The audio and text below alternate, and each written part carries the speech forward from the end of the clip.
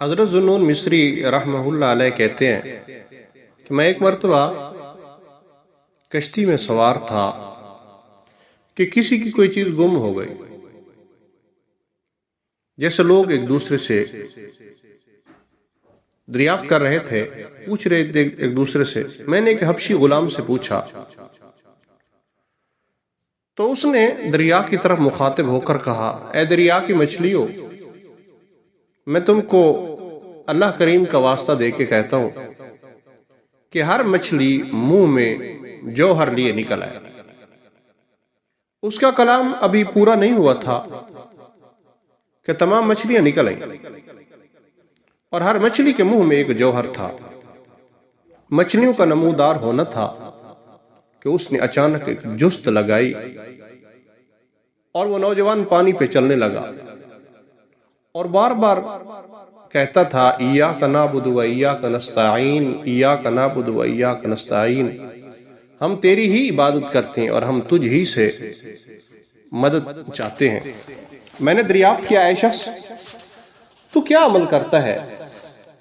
اس نے کہا کہ اللہ رب العزت کی اطاعت اور والدین کی خدمت. یہ کہتا ہوا وہ بندہ غائب ہو گیا. عبداللہ ابن مبارک رحمہ اللہ علیہ کے بارے میں تفسیر روح البیان میں آتا ہے کہ نماز پڑھ رہے تھے، جیسے نماز شروع فرمائی تو سورۃ فاتحہ شروع کی، الحمدللہ رب العالمین الرحمن الرحیم مالک یوم الدین ایاک نعبد و ایاک نستعین. بس اتنا پڑھنا تھا. غش کھا کہ عبداللہ بن مبارک رحمہ اللہ علیہ گر گئے اور اٹھے، ہوش آیا، اٹھے.